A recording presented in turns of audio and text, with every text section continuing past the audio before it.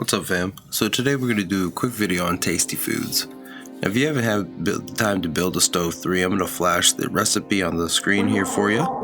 Go ahead and pause if you like. Now, immediately one of the things you'll notice once you have a higher attribute pet is just how difficult it is to stat them up with maturity pills. You'll see here I only got 2 stats from the 6 maturity pills I used on White Maiden and 3 from the 6 I used here on Bony Sabertooth. And I would consider these very lucky rolls. The reality is it's not uncommon to spend anywhere from 10 to 20 maturity pills just to get 1 or 2 of those last points.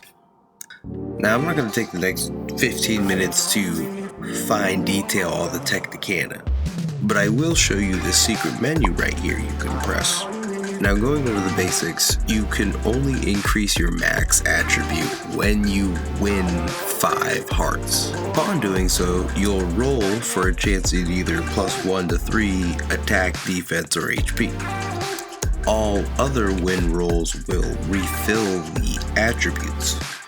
And one of the things I've noticed is the lower the attributes, kind of the higher chance you have to roll for +3 and +2 stats. And that kind of teeters off as you get higher. However, using tasty foods to max attributes at those higher points is still far more effective than maturity pills. Now, a cool simple way I found to find the cuisine recipes is just to come over here to the world info, hit collect cuisine, and then look up the one you're looking for.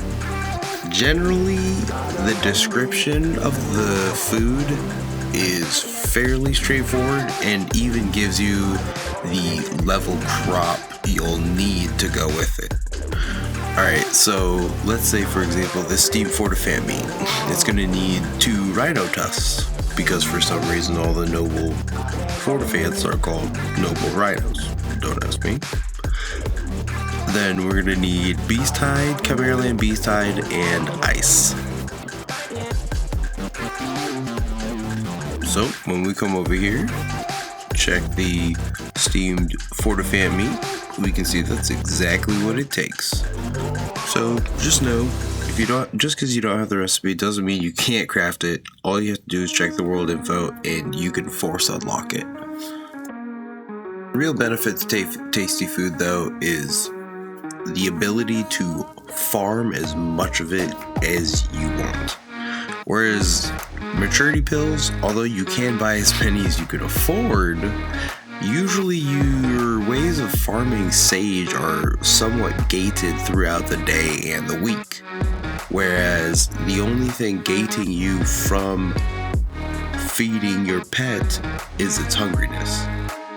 And even then with tasty food, if you roll enough of the pukey face, I actually see those as a buff because it's more chances to roll for more plus attributes. Ultimately, the best thing about tasty food is actually what it allows you to do, which has nothing to do with tasty food at all.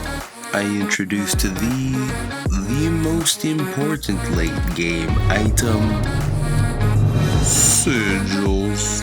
Since this shop is the only way to get sigils, and farming sigil essence is virtually non-existent, limited to dailies and hunting maps, your sage is going to be the next best way to acquire sigils, which is why I cannot stress enough making the change to start supplementing as many maturity pills as you can with tasty foods.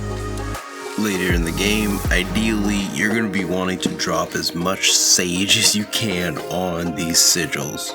More specifically, the armor pierce and the res. Really the res.